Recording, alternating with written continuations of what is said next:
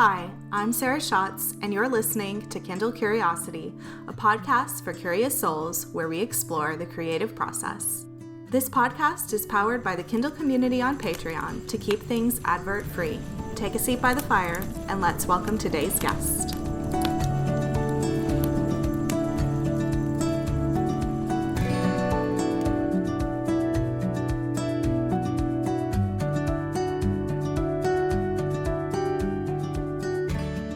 So before we get into today's episode, I just wanted to thank everyone who's taken time to comment or share an episode or leave a review. Sometimes podcasting can feel a little bit one-sided, so it's really great to hear from you guys.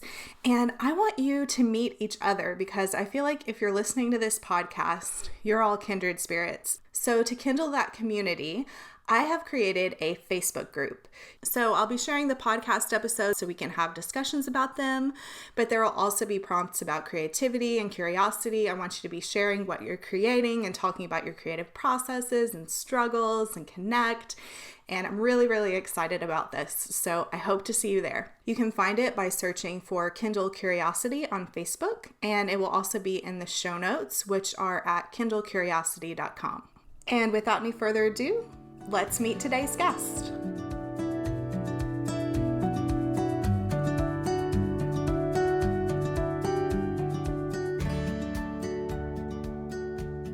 Helen Stevens is a writer and illustrator of children's books, and I am delighted to have her here today. Hi, Helen. Hi, Sarah. It's lovely to be here. So I like to start the podcast by time traveling back to when you were a little kid and what you enjoyed doing and what you were curious about. Yeah, okay. So I was born in a little town in the northeast of England called Darlington.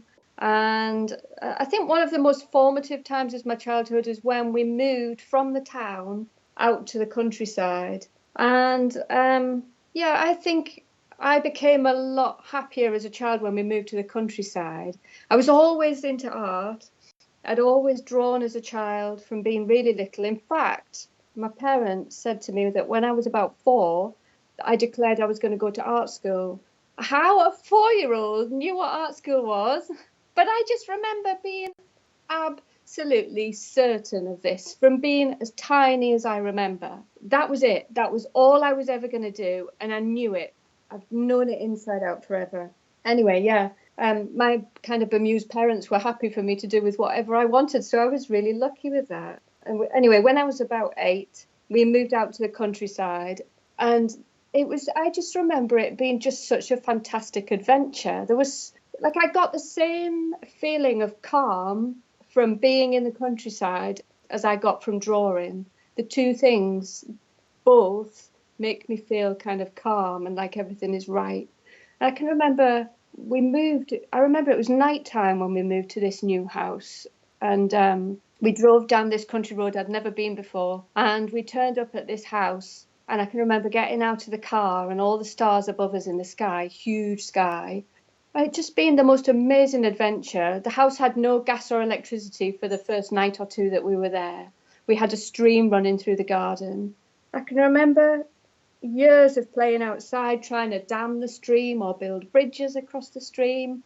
And it was kind of idyllic, really. I used to go mushroom picking with my dad, and then we'd cook them and eat them for breakfast. Because we were out in the middle of the countryside, we didn't have lots of friends around to play. So we would occupy ourselves by wandering over the fields, triggering traps that might catch rabbits. I'd spend hours and hours alone drawing and making things. But I wasn't entirely focused on drawing. It was anything creative, really. I made an owl out of some fur fabric once, I remember. I remember taking seeds and lentils out of Mum's cupboard and making collages with them, so many that all the lentils and seeds fell through the floorboards, and then we had a problem with mice. Just making and playing. I would fold pieces of paper back and forth to make them into fans and draw on them and put sellotape around the bottom, and I'd have boxes and boxes full of fans for no reason, just then I liked to fold the paper and make patterns on them. But I got the same kind of pleasure from being outside, walking or triggering the traps, or I found a dead shrew. I can remember when we first moved there, finding my first dead animal, finding a shrew. and picking it up and it being on my hand and it just being completely fascinating. And I really loved stories. And I remember having this big, I've still got it somewhere, this big book of fairy tales that had been my great uncle Peter's, I think, and it had come down the family. And I can remember the stories in it were really scary and they were brilliant. And I thought that they were so scary that probably I wasn't allowed to read them. So I used to have a torch and read them under the cover because I thought I would get into trouble, but it turns out I wouldn't have got into trouble. There was something so spooky and so pleasurable about them that I thought it probably wasn't allowed. So yeah, I think I was always creative, but I absolutely didn't know that I would do children's books. I was just a very creative child, but very single-minded. I don't know why, but I remember overhearing a distant relative who was a teenager, and I was about 8, and I overheard her say to somebody that she wanted to go to art school. And I was furious, absolutely furious. How dare she? I was really territorial about it. I don't know where that streak of determination came from, but it was there from being really young.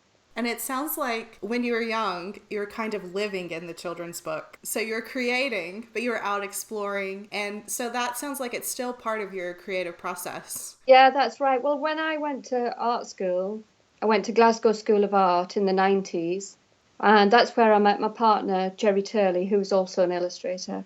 We we were really lucky because our course was all about drawing from life. And we were really encouraged to go out with our sketchbooks and draw, find a park, go to the casualty department, go to the hairdresser, take your sketchbook, draw. No matter how uncomfortable it was, no matter how difficult it was, do it. Just do it. And we were so lucky. It was brilliant. I had such a great time. And yeah, when we first left art school, Jerry and I then continued that, and we would go and we'd go and stay with my parents, and we'd draw in the village and at the allotments, and we'd draw the pigeon coops, and it was just lovely. But I realised I needed to make a living. This was a huge shock. I don't think I'd expected leaving art school. When I was 4, I said I was going to art school. I meant forever. Right. I was really shocked when I had to leave. I know I was so comfortable. I really thrived in the academic setting. And then when you come out, it's like no one's grading me anymore. No Yeah, one's putting forth like the things that I need to do. And you have so many options yeah, that you really have, it's really a struggle at first to decide what to pursue. that's absolutely right. I was really lost. I absolutely knew that I loved drawing from life, but how could I make any money out of drawing from life? It was incredibly difficult. I remember deciding I would move to London, that all the publishers were in London. There was no internet then, or if there was, didn't have a computer. When I was at art school, there was no internet. There was no discussion about how to promote your work. Whenever we were set a brief, I used to do anything I could to not fulfill that brief because I just tightened up. I'd become self-conscious and I couldn't draw. I could only draw if it was play. So yeah, those first few years out were really difficult. And I moved to London. I worked for magazines for a while doing editorial work, but it was really difficult. You would have a phone call saying, we want you to illustrate this article in a magazine. We need the work tomorrow. We'll pay you £60 or some tiny amount of money. And then you would put everything into it, and then it was gone, and then you'd be searching for the next bit. And it just didn't suit me. I think there are people who make a really good go at that kind of work, but I couldn't draw from life to fulfill these briefs. I had to kind of make up a style to do it, and it was really difficult. Yeah, that reminds me, my undergrad was in theater. Yeah, And the theater world is much the same. You're hired for a show. yeah, And then you really put yourself into it. It's over. yeah. And then you have to find another show. And I just found that wasn't for me either. Some people are great at that, but it wasn't enough stability and, even structure for me. So that's why I went back for my master's degree and now I teach. Oh, So I kind of have the best of both worlds, but that sounds quite similar. Yeah.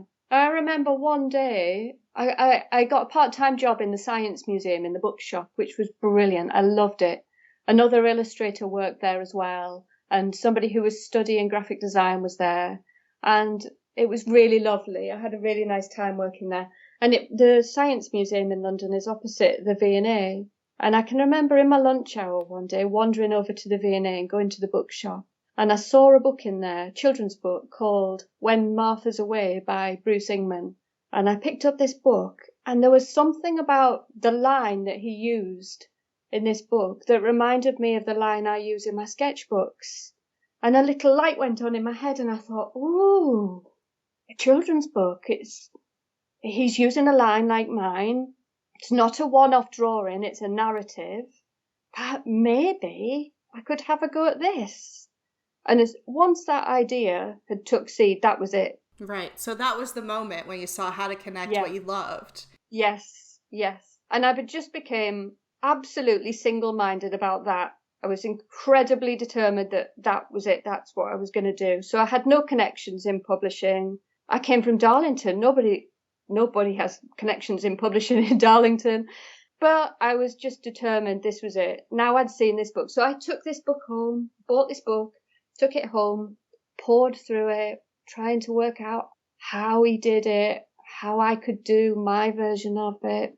And eventually I managed to get together a portfolio and take it to some publishers. And people were really great. People liked it. They'd give me a bit of advice. I'd go to another publisher. They'd give me a bit of advice. And eventually I was commissioned to do my first book, which was so exciting. It was just brilliant. Were you writing and illustrating the books from the very beginning? I've always done that because it's taken me a really long time to know how to illustrate something from somebody else's head. So the reason that I've always written and illustrated is that I want to draw. I make the story so that I can draw what I want to draw. The story doesn't come first and the pictures don't come first. They both come at the same time. I love that. Usually an idea will start with a very clear visual image, and then I'll start with a story idea around that image and eventually pull a story out of this somehow. And sometimes then in that whole process, that image is dropped and doesn't even make it to the final book, but an image started the idea. And so how does curiosity fit into that process? I think playfulness is really important. I have to catch myself off guard so that I don't feel as if I'm answering a brief. As soon as I feel self-conscious that what I am doing is for a purpose, I lose all interest. So I have all sorts of tricks that keep the work playful, like I do my best writing if I've decided this is not a work day and I'm going to sit on my bed with a notebook all day. Or at the moment, I'm finding writing really easy at the swimming pool, not while I'm swimming. But if my daughter's swimming, then officially I can't work. But if I sit in the cafe beside the pool, it's really warm. There's this lovely ambient noise of the pool and the people in the pool. There's also the noise of the people in the cafe chatting, but it's a lovely kind of background noise and the heat. It all feels like an ideal setup for writing. It's not official work time. I'm warm enough. There's ambient noise, and I'm getting a lot of writing done at the swimming pool at the moment. Can definitely relate to that. The less pressure, the better the creative work. And that's kind of a struggle. Like, yeah. I'm a little bit can be perfectionist. Yeah. And so my own worst enemy, even with these podcasts, when I first started, I had a set of questions and I was trying to follow specific questions and it was all a little bit stiff. And so I found the more that it's just like a casual chat, the better it is. And it's the same with art, that, like you say, the more playful it is, the better the art sometimes. The perfectionism can completely ruin it. It's just terrible. It's a disaster. I have to have tactics constantly to stop myself from trying to finish anything in a complete way or be over perfectionist about it. It ruins everything. I draw with a dip pen that's unpredictable so that I can't control the line enough. I go and draw on snowy, rainy, windy days because I can't get comfortable. I sit on the ground in the cold weather because I can't get too comfortable. I love that you have strategies. I do. So rather than thinking, which is another perfectionist mindset, right? Like, I will conquer perfectionism. I will not be perfectionist. I have to change the whole person who I am. Instead, you've been like, I'm going to work with a more unpredictable material. I'm going to go to a more unpredictable environment. Yeah. I often hear people who want to write or draw. They want the right setup. They want the right desk, the right notebook. Everything has to be right around before you can start. I absolutely believe that's not the place to start. I think the place to start is a determination to do it, and I just have constant tricks to stop myself being perfectionist, because that's when the work dies. You just can't live up to it. You become unhappy with anything. You can't finish it. Yeah. And that's the joy, because I ordered How to Hide a Lion. Oh, yeah. So that I could have a read, Yeah. because I hadn't read your books before. And then I found Fleabag on YouTube on the Sabibis. Oh, yes. Where he was reading it. Yeah, that's right. I love that you guys have a channel for kids that has a bedtime and then it's off. Yeah. I think we don't have kids yet, but when we do, I think I'd like to pull off those videos from YouTube, because that's kind of a very nice way to transition. Yeah. But I've kind of got distracted. So I ordered your book. Yeah. And I think that's the beauty of your illustration style, is it is so free and organic. And it wouldn't be that way if it was too constrained. Yeah. Yeah. Thank you. How to Hide a Lion. I wrote that book when we left London. So we lived in London for 17 years. And during that time, I got published and learned how to, it was like a brilliant apprenticeship about learning from editors and designers how to write and illustrate a children's book. But during that time, I was so single-minded about that, but that I forgot about playful time, outdoors time. I was determined to make a living at doing this thing and had the best apprenticeship ever. But I reached a point where I realized that my work had turned into something I didn't want it to be. And so when I realized I was in this trap of publishers were wanting bright colors and happy themes, and at the time, publishing was going through a phase of not wanting picture books for children to have a sense of place. And that was because they were selling co-editions to other countries. And the theory was that if children saw a book with no sense of place, then they could identify with it. Whereas if it was set very definitely in the UK, children wouldn't identify with it. And so I was being encouraged to draw books with very, very fictionalized backgrounds, pink buildings, no sash windows, no very specific located backgrounds. And so it turned my work that was very, very sketchbook based, very, very drawing from life based, into a kind of accidentally became a kind of style that I thought was a step too far from where my work was originally. So I decided to take a year out, live on my royalties, because these books were doing really well and I was earning plenty of royalties and they were doing brilliantly. So I decided I would take a year out, live on my royalties for a year and just draw all the time with no result. I didn't want to try and put pressure on there being a result from this, but just try to take it day by day and see where it led. And one day I went drawing at Battersea Dogs Home, which is like a dog shelter. And I drew this dog there, this just fantastic dog that seemed to want to pose for me while I was drawing. And so, yeah, I did that, left the sketches in a sketchbook for a few months. And then one day I was flicking through the sketchbook and I saw one of the dogs I'd drawn and I thought, oh, maybe he could be a character. And so I used the sketchbook drawing as the basis for this very, very, very quick character image. And then, for no reason at all, I was just in one of those nice playful moods where there was no brief and it didn't matter. And I wrote the word Fleabag above his head. And I thought, oh, there might be something there. I like this. It wasn't done in pastels and it wasn't done in an imaginary world. It was done in a real world. And I sent it to my agent and said, what do you think of this? And without me knowing, she sent it to my now publisher, Alison Green, saying, who will give this dog a home? And Alison replied, we will. And I had this lovely meeting with Alison where I said, I've painted myself into a corner this work's really successful, but I don't want to do it. I'm doing this new work that's much more my natural way of working, but I don't know how it will look in a book. And she was brilliant. Alison said, we'll go with it. Bring us some more stuff when you're ready. Show us anything you want when you're ready. And they just waited for me to know what I was doing, and they helped me out and had a great time. And so the first book I had published that felt absolutely, truly mine, where my apprenticeship had finished and now it was kind of my real work, was Fleabag. And Fleabag was the first book with a real sense of place as well. It was very definitely London. It was very definitely around where we live. And that book did brilliantly. Right. Sold very well all over the world. It made no difference. It seemed to be more popular than a book with no sense of place. Yeah. And I think that's probably because people could see the truthfulness of it. Right. It transports you.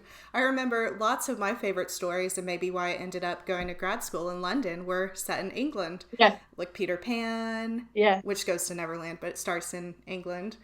And Harry Potter. What I found out when I was living in England for a while is so many of the details in Harry Potter are really set in British culture, like spello tape. We don't have cello tape here, we have Scotch tape. So little bitty things like that. And so I think it's fantastic to have senses of place in stories from the very beginning. So I'm glad to hear that that's less of a trend now. Yeah, I think it is. I think it was a very specific time that I happened to enter publishing during that time, but I don't experience that anymore. And when my daughter was born, she was born in London, and we'd managed to buy a flat in London at the time, but we just ran out of space. We had enough space to work from home, just the two of us, but with a baby there as well, it was just too difficult. So we decided to leave, and we moved up here to Northumberland. And as soon as we moved here, I wrote How to Hide a Lion, which has even more of a sense of place. And I think How to Hide a Lion has a stronger sense of place and a stronger sense of us, because it's kind of based on our family, and it's kind of about the move here as well. And that book has been probably my most successful book. And a lot of the drawing in there is from life. In fact, there's a spread in it where the lion is discovered. So the little girl Iris has sneaked the lion into her house, and then the mum discovers the lion, and the lion decides he's too much trouble and he runs away. And there's a double page spread where he's running out of the house in the dark, and that's actually the street where we live. And I imagined floating up above the houses and what it would look like from above, and I drew that from our street. And so now my drawing from life outside of my sketchbooks and my children's book work has come closer and closer together, which is really satisfying. I love that. So if you could walk us through the creative process, you've kind of started with the idea phase. Once you have an idea and you've talked to the publishers and you get the go ahead, then what's the rest of that process like? I'll tell you about How to Hide a Lion, because when you were asking me that, I remember it's never such a simple, clear line. And How to Hide a Lion is a good example, because we moved here on the border of Scotland and England, and we're right on the coast, and we're on the coast of the North Sea. It's very, very windy. And we have, as soon as we get up in the morning, if the sun's out, you just try and get outside with your washing, and then a sea har will come in, a sea fret will come in, and the whole town will fill up with fog. And it's a kind of wet fog. It's kind of cold and wet. And well, I'd been used to living in London for 17 years with the humidity and the kind of heat of London life. And so these sea fogs roll in, and they're so beautiful. They're silvery grey, and the buildings are a silvery grey too. And so these sea fogs roll in, and I just, for some reason, I had this image in my head of a bright yellow lion walking into town. I couldn't get the image out of my head. It just seemed such a lovely image. So I started to try and draw a lion, and I started taking a sketchbook and drawing the bridge and the town hall, and then putting the lion into these pictures. So I rang the publisher and sent them some drawings, and I said, I'm going to make a book about a lion. I don't know what it's going to be yet. It's going to be about a lion. And so they said, yes, brilliant. Okay, tell us when you've got more. And so they contracted me at that point. And then I decided I would go and draw at the zoo, so that I would have some actual drawings of a lion, so that I could get the drawing right. And I went to Edinburgh Zoo, And every single time I went to the zoo, the lion was out of sight. It was either behind a bush or it had just eaten a meal and it was sleeping in the enclosure. And I think I went 4 times, and every time I just couldn't see the lion. I got more drawings of a robin hopping about in front of my sketchbook than I did of a lion. And I got really upset about it. And I thought, that's it. I can't do a book about a lion, because if I can't draw one from life, it won't feel real enough. And so I left it at that, feeling really disgruntled and disappointed. And then I can remember telling people, well, I've been trying to draw the lion, but it's always hiding. It seems to be hiding from me, this lion. And suddenly one day that was suddenly it. It's about a lion that's hiding. Why would a lion hide? Would somebody need to hide the lion? Why would they need to hide the lion? And that's it. The story started. So the title, How to Hide a Lion, came before the story. And then it was all about, well, who's hiding the lion? Why are they hiding the lion? And the rest all fitted into place around that. Right. That's fascinating. It's never a linear process. And sometimes I'll get to the point, I'll get halfway through and decide the whole thing's not working and just put it aside and start something else.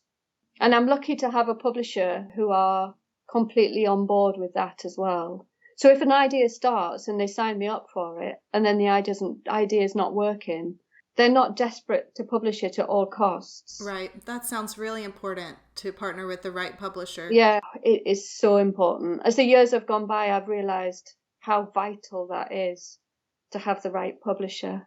Yeah.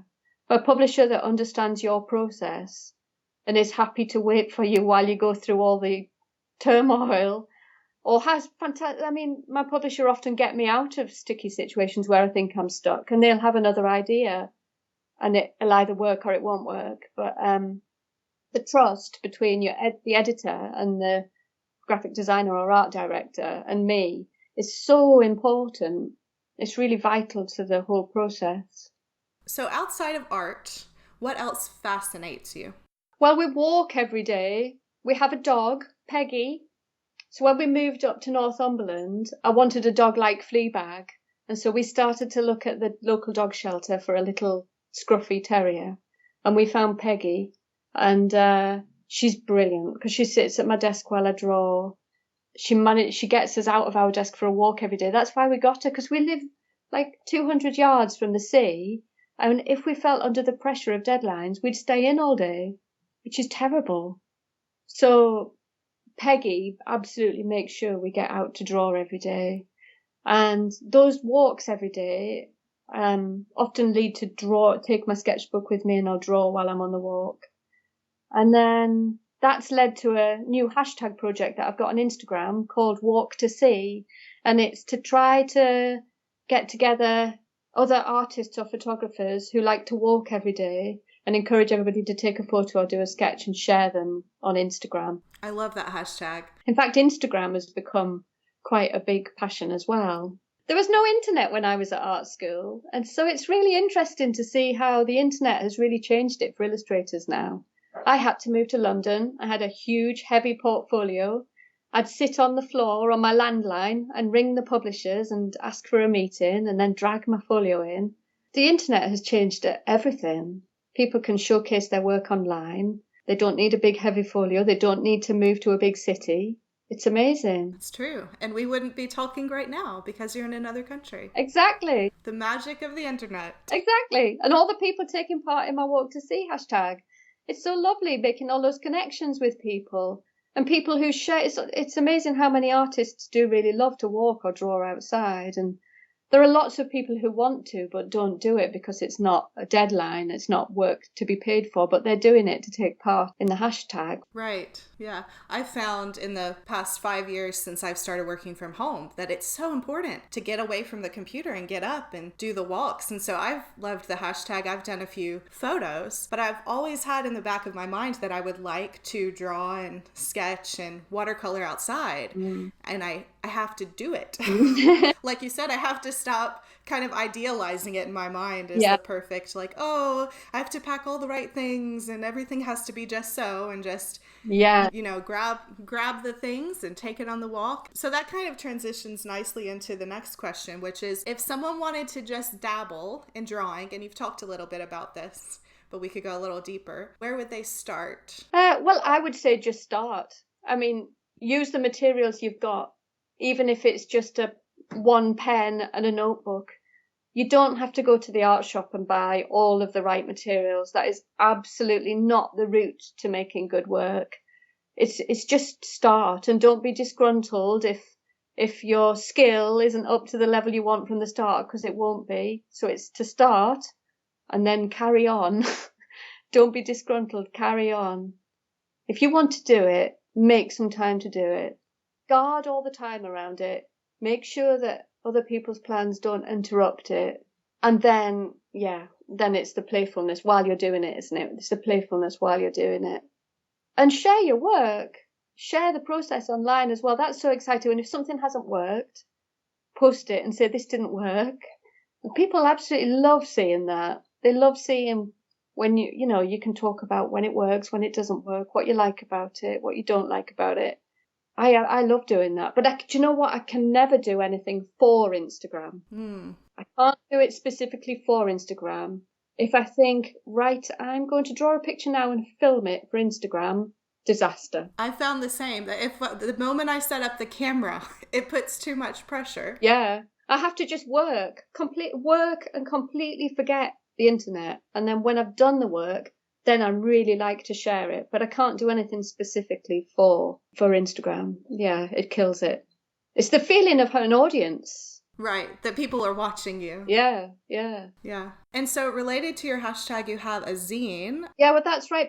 Because Jerry and I have opened an online shop, and that's just been brilliant. That's done so well. This is one of the great things about using Instagram and having the internet, is we can now feed people to a shop, it's great. When we first left art school, we had various, years and years ago, I would try and open a shop on Etsy and nobody would visit it because I didn't have a way of pointing people at the shop. Right. You can't just open a shop and leave it and expect everybody to find it. And that's been one of the really great things about Instagram, which was completely unexpected. It was actually my friend Sarah of Me and Orla who said to me, open an Instagram account, you'll love it. And I remember thinking, well, what? Why would I do that? And I totally get it now. It's really exciting. It's good fun. It's very social. And also people who are interested in the work, we can point them at our shop. Right. So I've started to find a use for those drawings from life that seem to have no point.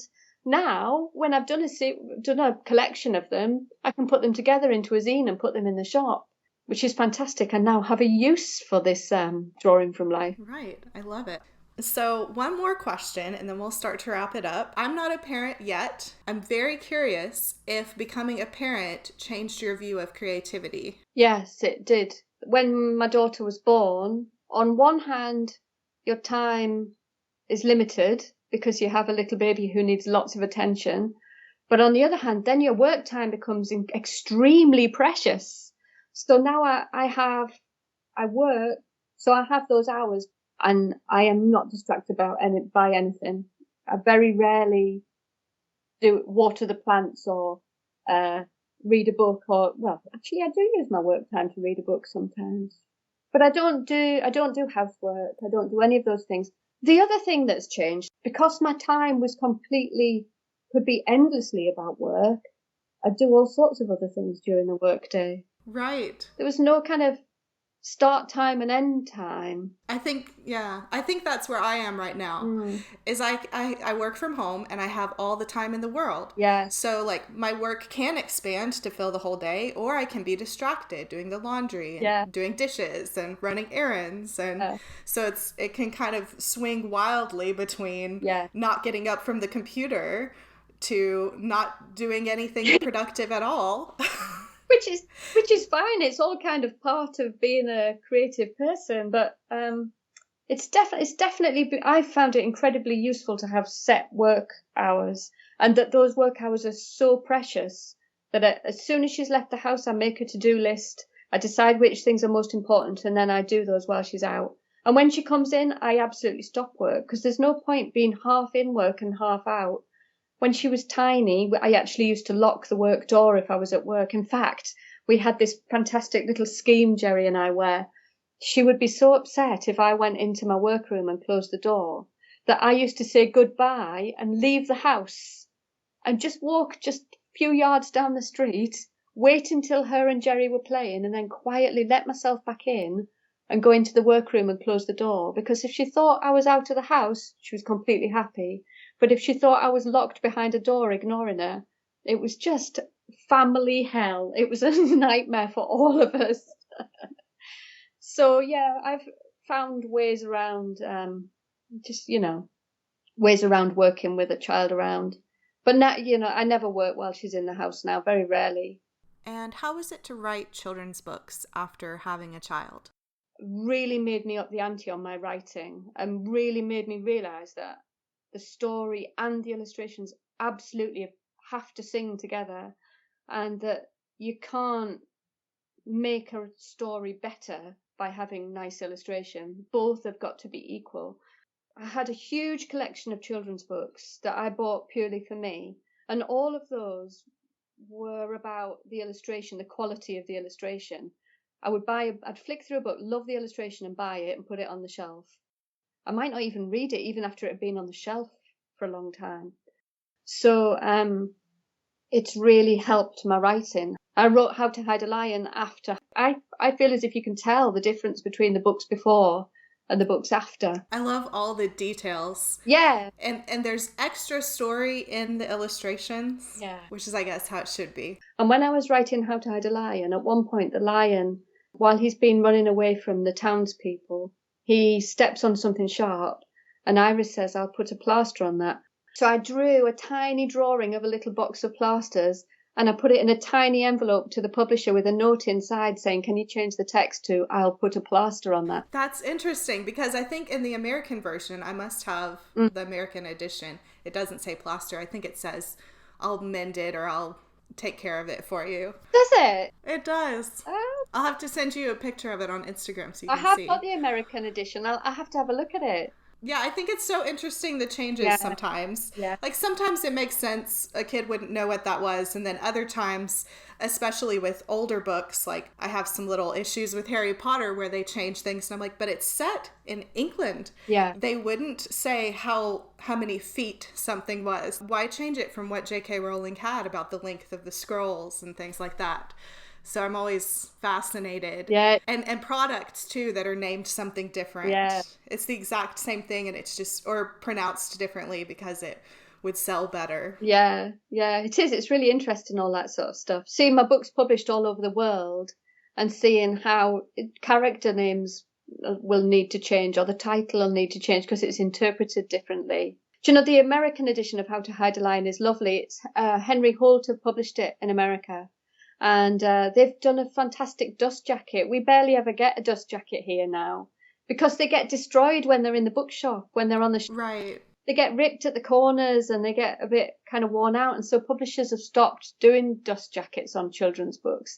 So it's lovely seeing the American version. They've made a beautiful wraparound dust jacket on it. And there's still an image underneath the dust jacket as well. There is. I had to take it off to take a peek. I was like, sometimes it's the same design, but on your book it's not. It's like the lion is stretched across the book. Do you have The Tiger Who Came to Tea? I've never read that, but I've been hearing of it recently. And when that happened in the story, I was like, oh, I have to get The Tiger Who Came to Tea.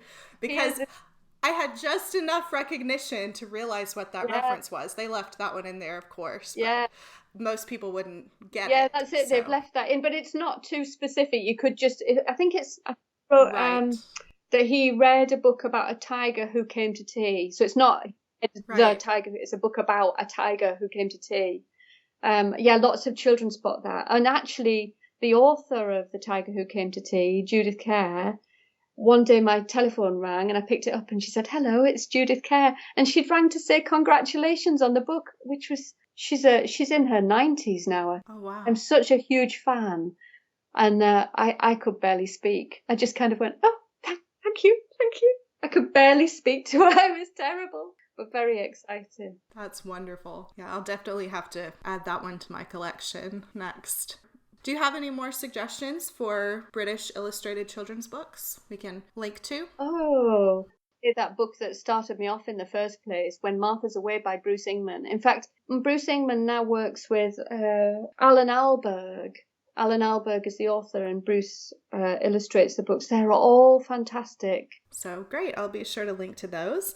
Where can we find you online? I know you've mentioned your Instagram. Is that the best place? I'm Helen Stevens Lyon on Instagram. I am on Twitter, but I'm not very good at Twitter. Instagram's nice because it's so visual. Right. I'm Stevens_Helen on Twitter. And then we have our shop. Jerry and I have a shop where you can buy the Walk to Sea sketchbook zine. That's Turley and Stevens at Big Cartel. Fantastic. So thank you so much. Thank you very much. It's been really lovely to meet you.